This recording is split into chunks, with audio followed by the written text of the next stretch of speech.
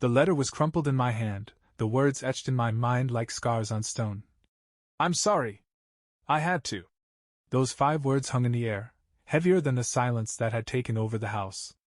I sat in the corner of the living room, staring out the window as the golden light of sunset bathed the room in a warmth that felt completely at odds with the icy hollowness inside me.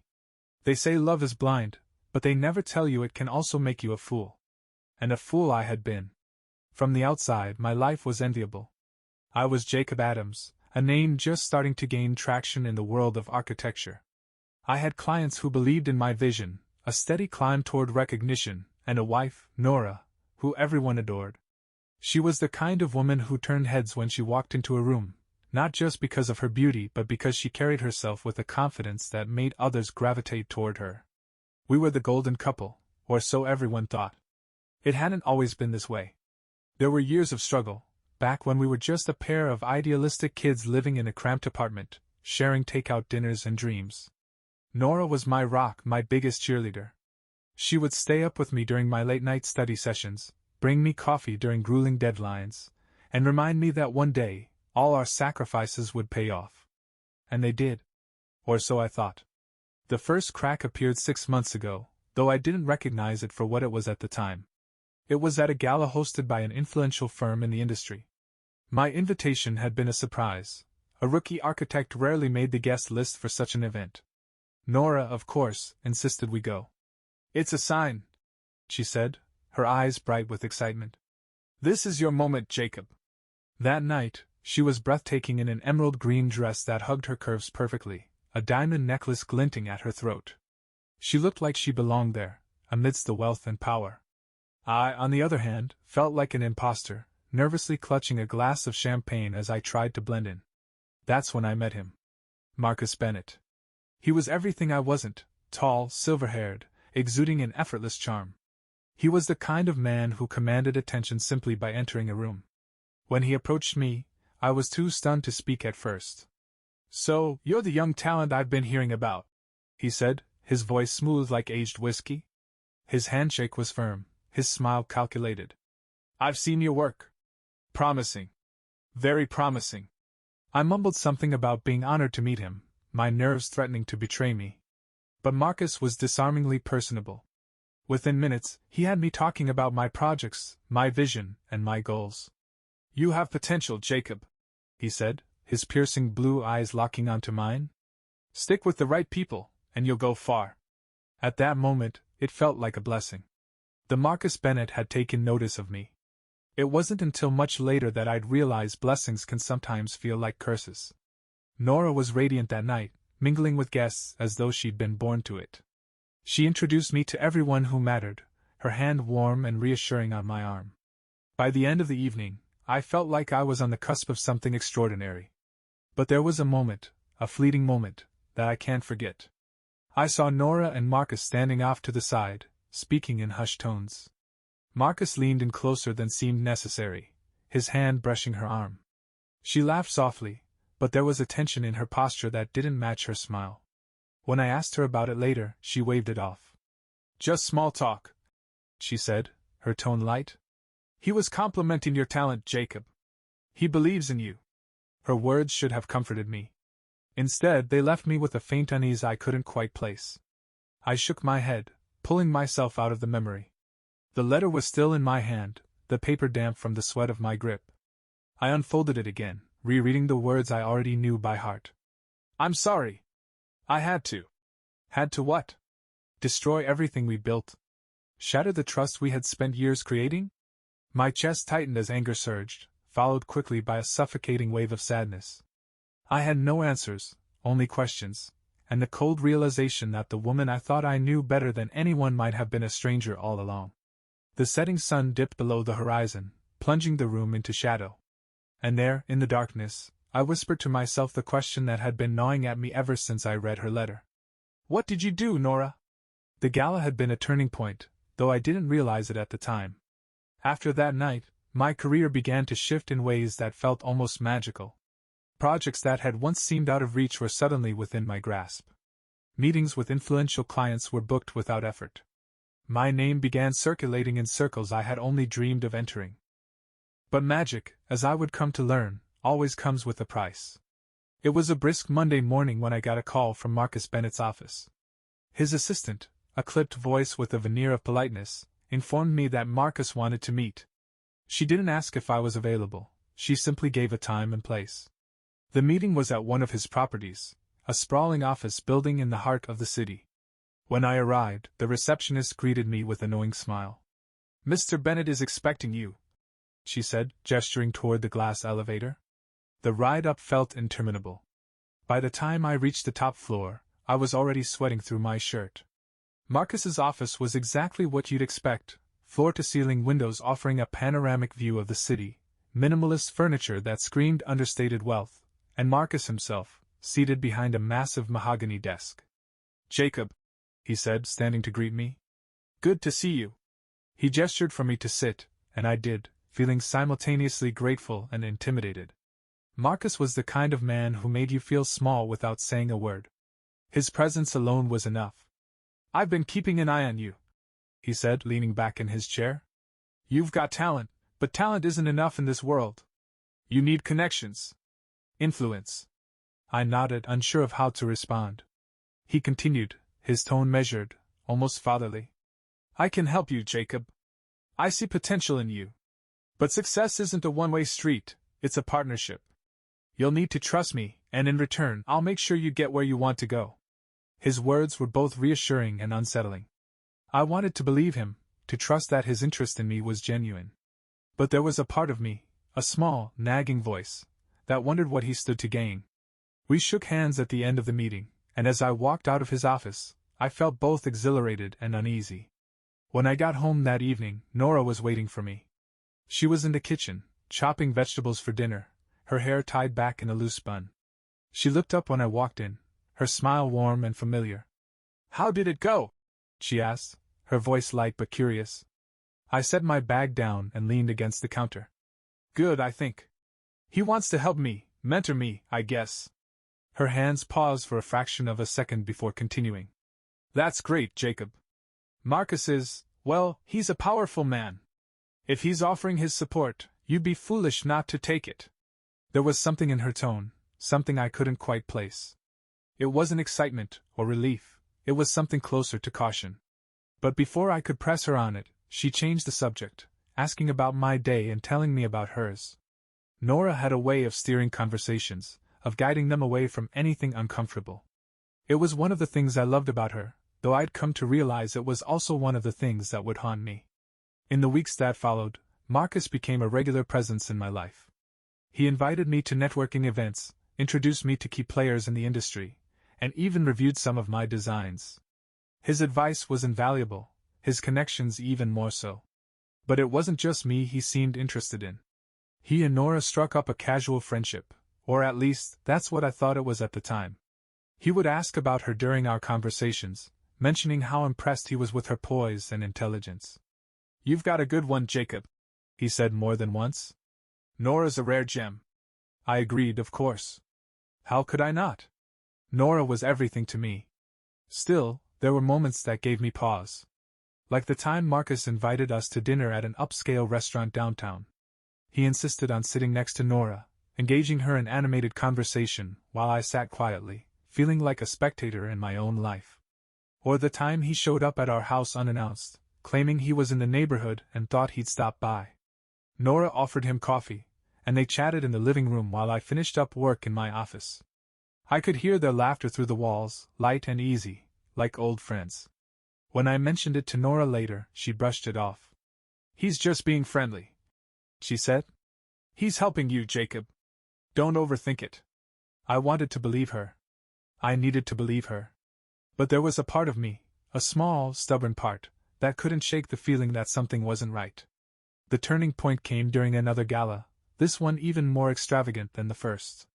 Nora and I arrived together, but as the night went on, she seemed to drift further and further away. I found her near the bar, deep in conversation with Marcus. They were standing close, too close. When she saw me, she smiled and waved me over, her expression unreadable. "There you are," she said, slipping her arm through mine. "Marcus was just telling me about a project he's working on. Isn't it fascinating?" Marcus's eyes met mine, and for a moment I thought I saw something, an unspoken challenge, a flicker of amusement. But then he smiled, his expression as smooth and practiced as ever. "Jacob, you're a lucky man," he said, clapping me on the shoulder. "Nora's quite the conversationalist. You should be proud." I smiled back, though it felt more like a grimace. That night, as we drove home, I couldn't stop replaying the scene in my head. Was I imagining things? Was I letting my insecurities get the better of me? Or was there something more going on? As the weeks turned into months, my doubts grew harder to ignore. But every time I questioned Nora, she found a way to put my mind at ease. "You're overthinking," she would say, her voice soft and soothing. "Marcus is just a friend. He believes in you, Jacob. Why can't you see that? Why couldn't I?" I didn't know it then, but I was standing on the edge of a cliff, blind to the storm gathering behind me. And when the truth finally came crashing down, it would be too late to turn back. The rhythm of life began to settle into a deceptive calm. Marcus's presence in our lives grew more frequent, but I told myself it was all part of my rising career. Nora seemed genuinely invested in my success, often encouraging me to lean on Marcus's connections, reminding me how rare such an opportunity was. Her words were honeyed, soothing my doubts, even as unease lingered like a shadow at the edge of my mind. But shadows have a way of whispering truths you don't want to hear. It started with a conversation. Ethan, my closest friend and confidant, pulled me aside one evening after a casual dinner at our place. He had been unusually quiet throughout the meal, watching Nora and me with a curious intensity. Once she stepped out of the room, he leaned in, his voice low.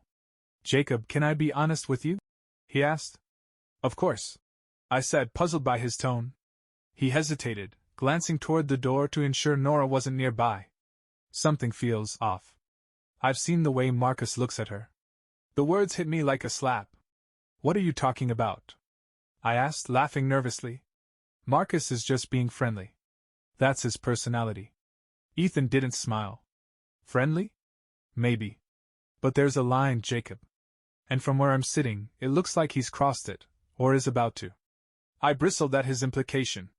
"You're reading too much into this," I said, my tone sharper than I intended. "Marcus is helping me. He's got no reason to." "To what? Respect boundaries?" Ethan interrupted. "I'm just saying, keep your eyes open. You trust Nora, I get that. But trust isn't blind, Jacob. Don't let it be." Ethan left soon after, his parting words lingering in the air like smoke. I wanted to dismiss him, to believe he was imagining things. But a small, insistent voice in my head wouldn't let me. Over the next few weeks, I began to notice details I had previously overlooked. Nora's phone was always face down when she was with me, something I hadn't thought twice about before. Her late-night errands became more frequent, and when I asked about them, she always had a ready explanation, picking up supplies for her volunteer work, meeting a friend for coffee, or running to the store for something she forgot. Then there was Marcus. His demeanor toward me hadn't changed. He was still the affable, supportive mentor. But every so often, I caught him watching Nora with a look I couldn't quite place. It wasn't overt, but it was enough to set my nerves on edge. He often praised her in our conversations, calling her a remarkable woman, and the kind of partner every man dreams of.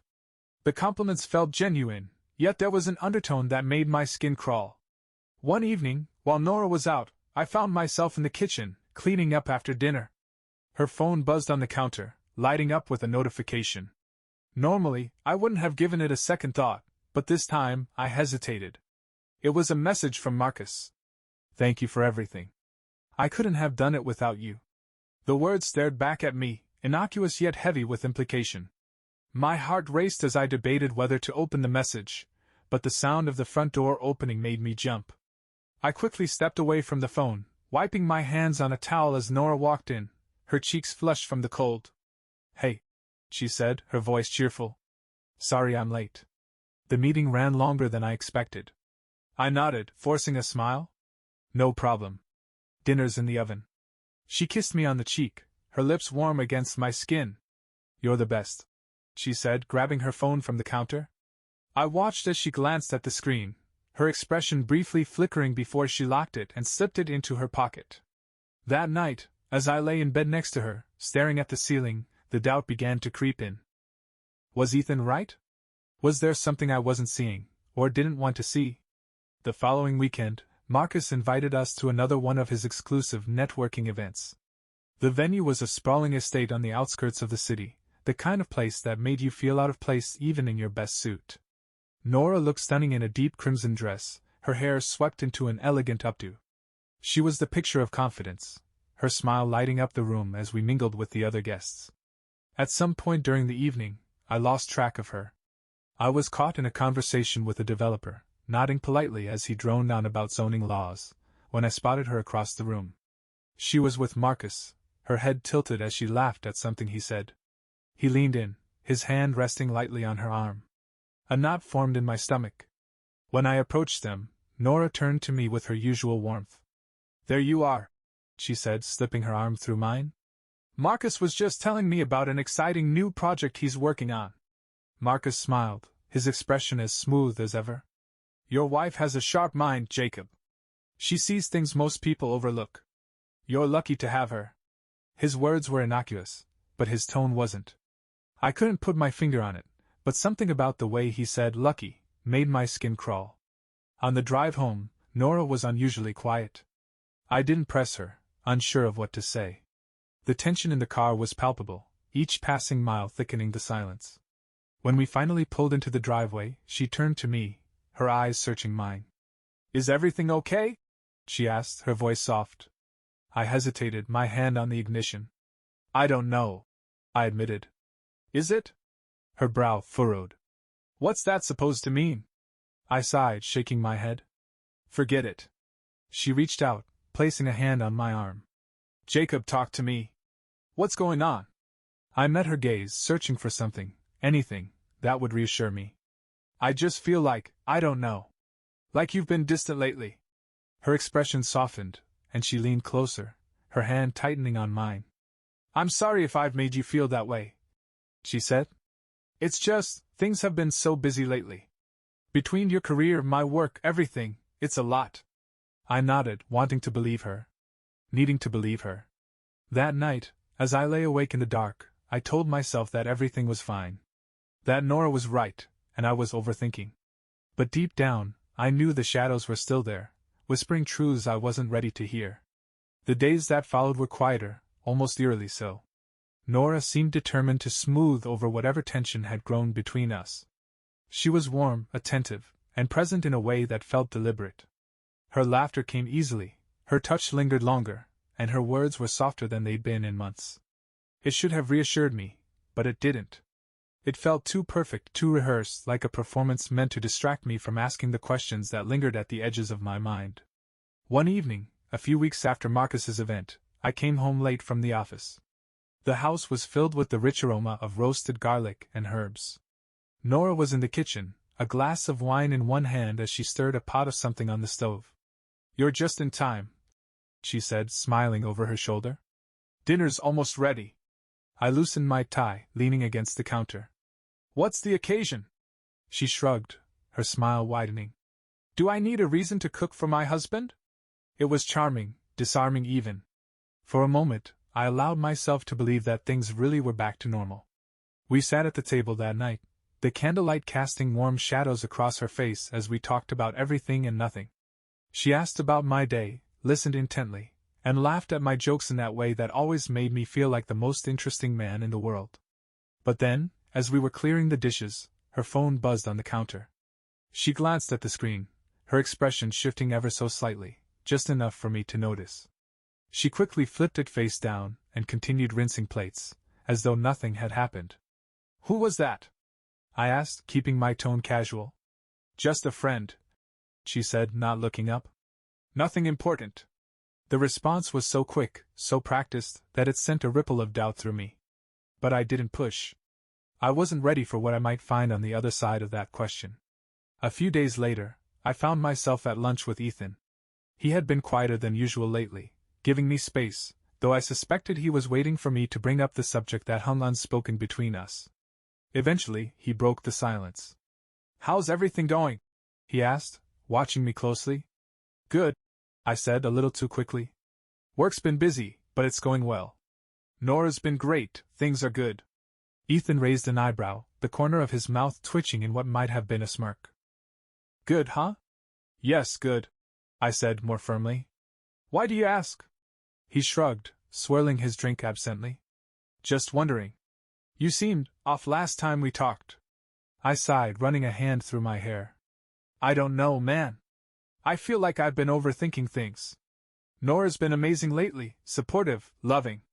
I think I was just being paranoid. Ethan leaned back in his chair, studying me for a moment before speaking. Sometimes paranoia's just your gut trying to tell you something you don't want to hear. His words lingered long after we parted ways, echoing in my mind as I drove home. Was I ignoring my gut? Or was I letting doubt poison what should have been a happy marriage? That night, as Nora slept beside me, I found myself staring at the ceiling, the weight of uncertainty pressing down on me. I couldn't shake the feeling that I was missing something, that there was a truth lurking just beneath the surface. I told myself I trusted her, but trust had started to feel like a fragile thing, more like hope than certainty. The next day, I decided to take a small step toward clarity. I went to the office early but left mid-afternoon, claiming a late meeting had been cancelled. When I arrived home, the house was quiet. Nora's car was gone, and her planner on the kitchen counter said she had a volunteer meeting downtown. But something didn't sit right with me. I sat in the living room for nearly an hour, trying to convince myself that this was normal, that her absence was no reason to be suspicious. But as the minutes ticked by, my patience wore thin. Grabbing my keys, I headed out, unsure of where I was going but certain I couldn't sit idly by any longer. The coffee shop was bustling when I arrived, the hum of conversation and clinking cups filling the air. I had no reason to think Nora would be there, but something about the place felt right. Or maybe it was just desperation leading me. I scanned the room, my heart pounding in my chest, and then I saw her. She was sitting at a corner table, her back to me, leaning slightly forward. Across from her sat Marcus, his posture relaxed, his expression unreadable. They weren't touching, weren't doing anything overtly suspicious, but the sight of them together sent a wave of cold dread through me. I stayed rooted to the spot, unable to move closer or turn away. Their conversation was inaudible over the din of the cafe, but their body language told a story I didn't want to believe. Nora's hand rested on the table, inches from Marcus's, and every now and then, he would lean in, speaking with an intensity that made her nod slowly. After what felt like an eternity, they stood. Nora reached for her coat, her movements hurried, almost nervous. Marcus touched her arm lightly, just for a moment, but long enough for me to see it. I left before they could notice me, my mind spinning with questions and doubts. What were they talking about? Why hadn't she mentioned meeting him? Was this really just business, as she'd insisted so many times before? When Nora came home later that evening, she was cheerful, almost radiant. She kissed me on the cheek and asked about my day, her tone light and casual. I wanted to confront her, to ask why she'd been with Marcus, but the words wouldn't come. Instead, I watched her as she moved through the house, her laughter and warmth feeling like a mask I couldn't see behind.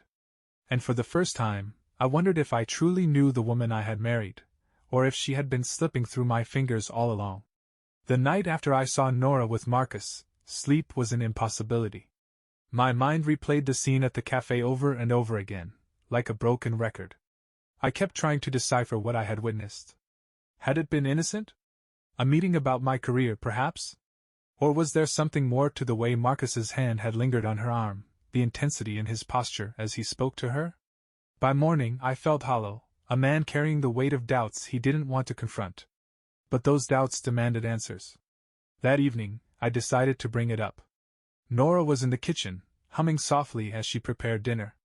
She had always been at ease in the kitchen, her movements fluid and confident.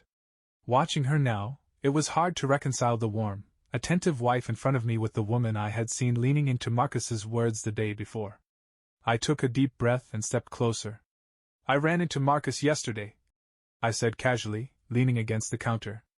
Her hands froze for the briefest of moments before she resumed chopping vegetables. Oh, she said, her tone light. Where? At a cafe downtown, I said, watching her reaction carefully. You were with him. Her knife paused mid-slice, and she looked up, her expression perfectly neutral. Oh, that, she said with a small smile. I didn't mention it because it wasn't a big deal. He wanted to talk about a project he thought you might be interested in. I nodded slowly, her explanation plausible enough, but something in her tone felt rehearsed. You could have told me, I said, trying to keep my voice steady. She tilted her head, her eyes narrowing slightly. Why does it matter, Jacob? It's not like I'm keeping secrets. I was helping you. Helping me. The words hit like a dull thud in my chest. I wanted to believe her, to take her words at face value, but the image of them sitting together, the subtle closeness, the way she had leaned toward him, nagged at me. I'm not accusing you of anything, I said, choosing my words carefully. I just wish you'd been upfront about it. Her expression softened, and she stepped closer, placing a hand on my arm. I'm sorry, she said gently. I didn't think it was worth mentioning. I know how hard you're working, and I just wanted to help lighten the load. Her words were disarming, her sincerity almost tangible. But as she returned to cooking, her back to me, I couldn't shake the feeling that she had just sidestepped the truth. In the days that followed, Nora's behavior returned to its usual warmth. She seemed to be making an effort to spend more time with me, planning dinners, suggesting movie nights, even surprising me with small, thoughtful gestures. It was almost enough to quiet my doubts. But then Marcus invited us to another of his infamous networking events, this time at a private estate on the edge of the city. The invitation felt like an obligation I couldn't refuse, and Nora was quick to encourage me to accept. This is a good opportunity for you, she said as we drove to the event. She looked stunning in a sleek black dress, her hair pinned back in an elegant twist. Marcus has been so supportive. You should take advantage of that. Her words were logical, reasonable. But the knot in my stomach only tightened. The estate was sprawling, the kind of place that reeked of old money and exclusivity. The evening was a haze of introductions, handshakes, and polite laughter. Marcus, as always, was the center of attention, his charisma drawing people to him like moths to a flame. At some point, I lost track of Nora. I scanned the crowd, my heart pounding harder with each passing minute. Finally, I found her. She was standing near the edge of the patio, deep in conversation with Marcus. Their heads were close together, their voices low. I told myself not to jump to conclusions, but something about their body language felt intimate in a way that set my nerves on edge. I watched as Marcus reached out, brushing a stray strand of hair from her face. The gesture was fleeting, almost casual, but it felt like a punch to the gut. I turned away, my chest tight with a mixture of anger and fear. Grabbing a drink from a passing waiter, I downed it in one gulp, the alcohol burning a path down my throat. I wanted to confront her, to demand an explanation, but I knew this wasn't the time or place. Instead, I spent the rest of the evening avoiding both of them, plastering on a polite smile as I navigated conversations I had no interest in. By the time we left, my head was pounding, and the car ride home was steeped in heavy silence. Once we were home, I couldn't hold it in any longer. What's going on between you and Marcus? I asked as soon as the door closed behind us. Nora blinked, startled by the suddenness of the question. What are you talking about? At the party, I said, my voice rising despite my best efforts to stay calm. I saw the way he touched you, the way you looked at him. Her expression hardened, her defenses rising. Jacob, you're being ridiculous. Marcus is your mentor, for God's sake. Why are you twisting this into something it's not? Because it doesn't feel right. I shot back. I'm not blind, Nora. I see the way he acts around you, the way you act around him. If there's nothing going on, then why do I feel like you're hiding something? She threw her hands up in exasperation. I'm not hiding anything. Do you hear yourself? You're letting your insecurities ruin everything. Marcus has been nothing but supportive of you, of us. How can you not see that? Her words cut deep, and for a moment, I questioned myself. Was I overreacting? Letting my doubts spiral out of control? But then I remembered the way Marcus had looked at her, the way she had leaned into his presence. The nagging voice in my head refused to be silenced. I just want the truth, I said quietly. That's all I'm asking for. Nora sighed, her shoulders slumping. The truth is, I've been trying to help you. Marcus has connections that can change your career. I'm just doing what any supportive wife would do. The sincerity in her voice was almost enough to convince me. Almost. But as she turned away, heading upstairs without another word, the crack between us widened just a little more. And deep down, I knew it was only a matter of time before it shattered completely. The days after our argument passed in a strained silence. Nora seemed determined to pretend everything was fine, going about her day with a practiced ease that only deepened my unease. I tried to focus on work, burying myself in designs and client meetings, but the nagging doubts wouldn't leave me alone. The house felt different, as though the walls themselves held secrets I couldn't reach. Nora moved through the space with the same grace as always, but I couldn't shake the feeling that I was living with someone I no longer knew. One evening, I found myself in my office, staring blankly at my laptop screen. The blueprints I was supposed to be reviewing blurred together, my mind wandering back to the gala, the cafe, the subtle, unspoken moments between Nora and Marcus. I rubbed my temples, frustration bubbling to the surface. A sharp knock at the door startled me. It was Ethan. "Hey, man," he said, stepping inside without waiting for an invitation. He held up a six-pack of beer and grinned. "Thought you could use a break." I forced a smile and gestured for him to sit. "What makes you think that?" "Because you've been acting like a guy who's carrying the weight of the world on his shoulders," he said, dropping into the chair across from me. He popped the cap off a bottle and handed it to me before cracking one open for himself. "So, what's going on?" I hesitated, unsure of how much to share. Ethan was my best friend, but even he didn't know the full extent of my doubts. Still, the need to talk to someone outweighed my reluctance. "It's Nora," I said finally, staring down at the bottle in my hands. I think something's going on with her." Ethan didn't say anything, letting the silence stretch until I continued. "I don't know how to explain it," I said. "It's like she's keeping something from me. She's been spending a lot of time with Marcus, and every time I ask her about it, she brushes me off." Ethan frowned, leaning forward. "What kind of time are we talking about?" "Meetings, phone calls, private conversations at parties," I said, my voice bitter. "She says it's all about helping me, about my career, but it doesn't feel right." Ethan was quiet for a moment, his expression unreadable. "Have you talked to her about it?" "I've tried," I said, shaking my head. "But she just turns it around, makes me feel like I'm overreacting." Ethan sighed, running a hand through his hair. "Look, Jacob, I don't know Nora as well as you do, but I've been around enough people like Marcus to know he doesn't do anything without a reason. If he's spending that much time with her, there's a motive." "What do you think it is?" I asked, though I wasn't sure I wanted to hear the answer. Ethan hesitated before speaking. "I don't know, man. Maybe it's business. Maybe it's something else. But if I were you, I'd be careful. Trust your gut." Ethan's words stayed with me long after he left. Trust your gut. The problem was, my gut didn't know what to trust anymore. Every instinct I had seemed at odds with the woman I loved, the woman I had built a life with. The next day, I decided to take matters into my own hands. If Nora wouldn't give me answers, I'd find them myself. That evening, while Nora was out running errands, I went to her office. It was a small, tidy space at the back of the house, filled with books and framed photos of our life together. I felt a pang of guilt as I opened the drawer of her desk, but the need for answers overpowered my hesitation. At first, I found nothing unusual, just receipts, notebooks, and stationery.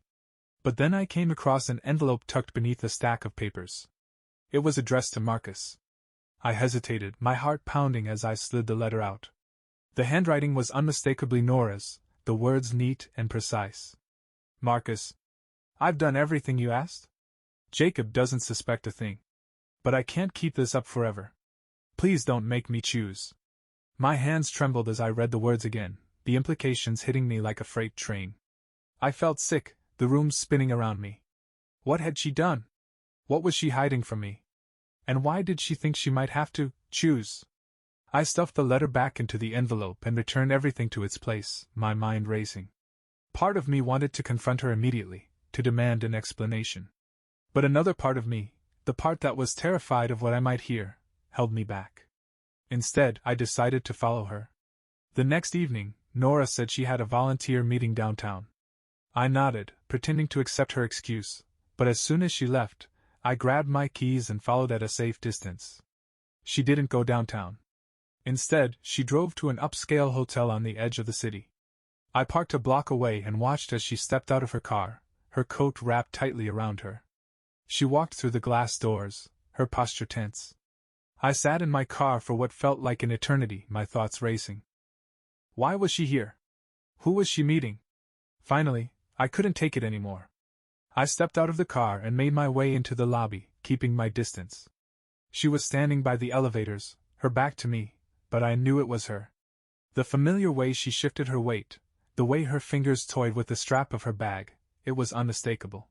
The elevator doors opened, and she stepped inside. Just as they were about to close, a hand shot out, stopping them. Marcus stepped into the elevator with her. I froze, my chest tightening as I watched them disappear behind the polished metal doors. My mind screamed at me to do something, but my body refused to move. Instead, I stood there in the middle of the lobby, surrounded by strangers, feeling more alone than I ever had in my life. When I returned home that night, Nora was already there, curled up on the couch with a book. She looked up as I walked in, her smile warm and effortless. "Hey," she said. "You're home late. Everything okay?" I stared at her, my mind a storm of anger, betrayal, and confusion. But I couldn't bring myself to confront her, not yet. I needed to know more, to understand what I had just seen. So I forced a smile and nodded. "Yeah," I said. "Everything's fine." But it wasn't. And I knew it never would be again. The days after seeing Nora and Marcus at the hotel passed in a haze of disbelief. I carried the weight of what I'd seen like an anchor, dragging it with me to work, through conversations, and even into my restless sleep. Each moment I spent with Nora felt like a performance, both of us pretending nothing was wrong. But the questions gnawed at me. What was she doing there? What was her relationship with Marcus? And why couldn't I bring myself to confront her? One morning, as I sat in the kitchen nursing a lukewarm cup of coffee, Nora breezed in, her face lit with a natural glow that felt almost mocking.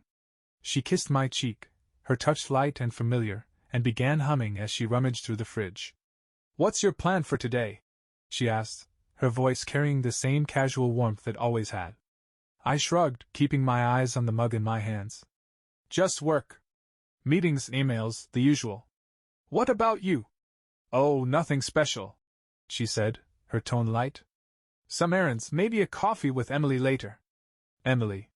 It always came back to these vague plans, these names that floated through her explanations like smoke, intangible and impossible to pin down. I wanted to challenge her, to demand specifics, but the words caught in my throat. Instead, I nodded. "Sounds nice." She glanced at me, her brow furrowing slightly. "You okay? You seem distracted lately." "I'm fine," I said quickly, forcing a smile. "Just work stress." She hesitated, as if debating whether to press further, but then she shrugged and went back to preparing her breakfast. I watched her move, graceful and unbothered, and felt a pang of resentment. How could she be so composed while I was unraveling? That evening, I found myself in the office again, staring at the envelope I had taken from her desk. I had read the letter so many times that the words felt burned into my memory. "I've done everything you asked. Jacob doesn't suspect a thing. But I can't keep this up forever. Please don't make me choose." It wasn't just the words themselves, it was what they implied. They suggested a side of Nora I had never seen, a side that was willing to lie, to manipulate, to hide. And the part that terrified me most was that I still didn't know the full truth. 2 days later, Marcus called me. "Jacob," he said, his tone as smooth as ever. "I have an opportunity one think you'll find interesting. There's a potential project I'd like you to pitch for." The invitation felt like a trap, but I couldn't decline without raising suspicion. So I agreed, meeting him at an upscale bar downtown that evening. The room was dimly lit, the hum of quiet conversation and the clink of glasses creating an ambience that felt both intimate and unsettling. Marcus greeted me with his usual charisma, his handshake firm, his smile disarming. "Good to see you," he said, gesturing for me to sit. "How's Nora?" The question was so casual, so offhand, that it sent a chill down my spine. "She's good," I said, my voice even. "Busy as always." He nodded, his expression unreadable. "She's a remarkable woman. You're lucky to have her." There it was again, that word, lucky.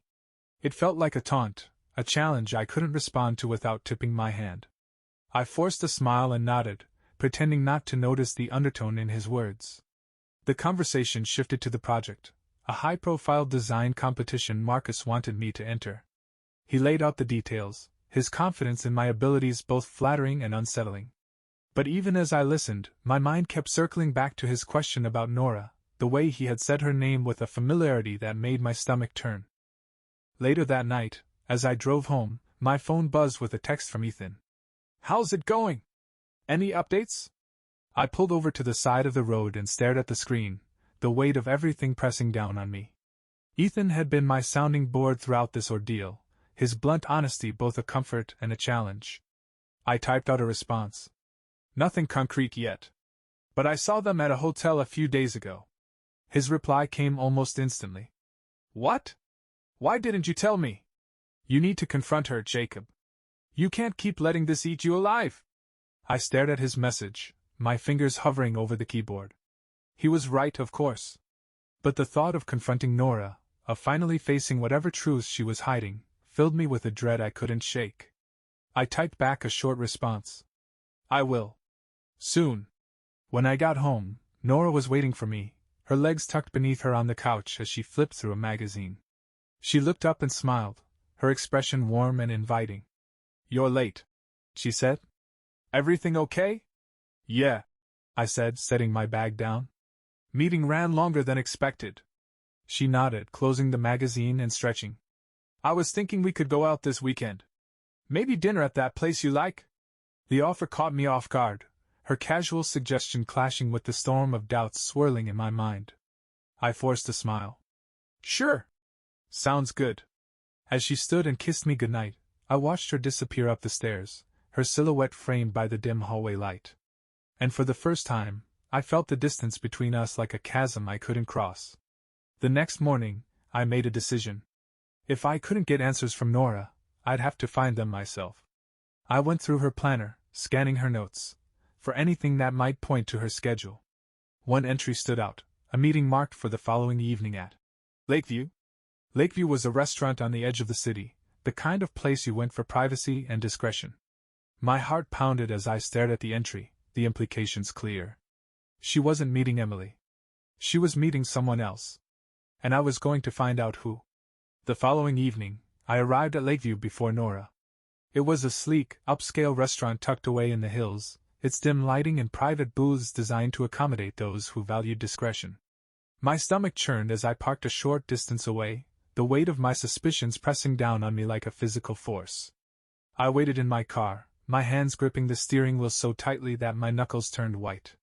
It was only a matter of time before she arrived, and I needed to see for myself what, or who, was waiting for her. At precisely 7:30, Nora's car pulled into the lot. She stepped out, dressed in a fitted navy dress, her hair cascading over her shoulders in soft waves. My chest tightened as I watched her walk into the restaurant with a confidence that felt practiced, calculated. I followed at a distance, entering just as she disappeared into the private dining section. The hostess greeted me with a warm smile, but I brushed past her, scanning the room for Nora. And then I saw them. She was seated at a corner booth, across from Marcus. He leaned forward slightly, his expression serious, his fingers drumming lightly on the table. Nora looked composed, but there was a tension in her posture that made it clear this wasn't a casual meeting. I moved closer, staying out of their line of sight, and slipped into an empty booth nearby. From there, I could just make out their voices, low and urgent. "You promised me this would be over by now," Nora said, her voice sharp but controlled. "How much longer do you expect me to keep this up?" Marcus leaned back, his gaze steady. "Until we get what we need. You knew what you were agreeing to, Nora. Don't act like this is a surprise." Her hands clenched into fists on the table. "I agreed to help Jacob's career, not this." Her voice faltered slightly, the composure slipping. "You've taken it too far." Marcus's tone remained calm, almost patronizing. "It's all connected, Nora. Helping him means securing my position. And securing my position means—" "I don't care about your position," she hissed, cutting him off. "I'm done, Marcus.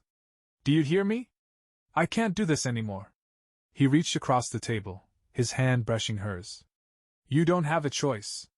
Her hand recoiled as if burned, her voice trembling now. "I always have a choice." The words hung in the air like a challenge, and for a moment, Marcus simply stared at her, his expression unreadable. Then he leaned in, his voice dropping to a near whisper. Walk away now, and everything falls apart for him and for you.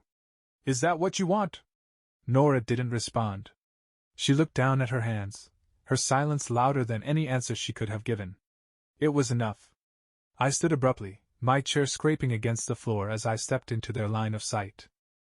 Both of them froze, their faces snapping toward me with identical expressions of shock. Jacob, Nora breathed, her voice barely audible. I ignored her, my focus locked on Marcus. What the hell is going on here? Marcus didn't flinch. Instead, he leaned back in his seat, a faint smirk tugging at the corners of his mouth. Jacob, he said smoothly, as if addressing an old friend. This isn't what it looks like. I turned to Nora, my voice rising. Then what is it, Nora? What exactly have you been doing behind my back? Because from where I'm standing, it looks like you've been lying to me for months. Her eyes filled with tears, but she didn't look away. Jacob, please, she said, her voice breaking. Let me explain. Then explain! I shouted, the words echoing through the restaurant. Because I'm done guessing, Nora. I want the truth, all of it. Now. She closed her eyes for a moment, as if summoning the courage to speak. When she opened them again, the mask she had been wearing for so long was gone. It started months ago, she began, her voice barely above a whisper. Marcus reached out to me. He said he could help you, that he could open doors for your career that would never open otherwise. I glanced at Marcus, who was watching us with a look of detached amusement. Go on, I said coldly. At first, it was just meetings, introductions, she continued. But then he started asking for more. He wanted me to influence people on his behalf, to push his agenda in exchange for his support. I didn't think it would go this far, Jacob. I thought I could handle it, that it would be worth it for you. For me? I repeated, my voice dripping with disbelief. You did this for me? Or was it for you, Nora? To feel powerful, to play the puppet master behind my success? Tears streamed down her face now, but she didn't defend herself. I thought I was helping you, she said. But I was wrong. I see that now. Marcus sighed, his patience apparently wearing thin. Jacob, let's not be dramatic. This is business. Nora was simply facilitating connections for you. You should be thanking her. I rounded on him, my fists clenched. Stay out of this, Marcus. You've done enough. He shrugged, unfazed. I've done nothing but create opportunities for you, Jacob. Your wife understood the cost. She chose this. That's enough. I shouted, my voice shaking with rage. You don't get to spin this as some noble sacrifice. You manipulated her, used her to further your own agenda. Marcus stood, his expression darkening. Careful, Jacob. You're biting the hand that feeds you. I took a step closer, my anger boiling over. I don't care. You can take your opportunities, your connections, and shove them. I'll build my career without you. Marcus's smirk returned, but there was a hint of menace behind it now. Good luck with that, he said coolly. I'll be watching. He turned and walked out, leaving Nora and me standing in the ruins of what had once been our life. Nora reached for me, her voice trembling. Jacob, please say something. I looked at her, the woman I had loved, the woman who had betrayed me in ways I couldn't yet fully comprehend. You lied to me, I said, my voice hollow. You lied to my face, over and over again. How am I supposed to trust you now? She sobbed, shaking her head. I was trying to protect you. To help you. By selling yourself to him? I shot back, my voice breaking. By letting him control our lives? Her silence was answer enough. I turned and walked away, the sound of her crying following me out into the night. Whatever happened next, one thing was clear, the life we had built together was over. And neither of us could undo the damage we had done. I hadn't spoken to Nora since that night at the restaurant. The house had become eerily quiet, filled only with the sound of my own thoughts echoing off the walls. I avoided her, knowing that seeing her would only ignite the storm of anger and sadness still raging inside me. One evening I came home from a long walk to find an envelope on my desk. It was unmarked, save for my name scrawled in her familiar handwriting. For a moment, I considered ignoring it, but curiosity, or maybe hope, got the better of me. My hands trembled as I opened it, unfolding the paper within. Jacob. I've thought about what to say for days, and even now, I'm not sure these words will be enough. But I have to try. I know I've hurt you in ways I can never take back. I know I've shattered the trust we built together, and I carry the weight of that every second of every day. You have every right to hate me, to leave me, to never look back. But there's something I need you to understand. I didn't want to do any of it. But I had to. Those 3 words will never feel like enough, but they are the truth. I had to make a choice when Marcus came into our lives. He dangled the future we dreamed of, the career you worked so hard for. I told myself it was all for you, that I could bear the burden of what I did as long as it meant you would succeed. I thought I was being strong. I thought I was doing the right thing. But now I see how wrong I was. The ends don't justify the means when the cost is the person you love most. I lost sight of us, Jacob, of the love that was supposed to mean everything. And for that I am truly, deeply sorry. I never stopped loving you. Not once. And I need you to know that everything I did, no matter how misguided, was because I believed it was the only way to protect you, to protect us. But in doing so, I destroyed the very thing I was trying to save. If you can find it in your heart to forgive me someday, I'll spend the rest of my life making it up to you. But if you can't, I understand. I'll carry the weight of that too, because I deserve it. I love you. I always have. Nora. The words blurred as tears filled my eyes. I had to.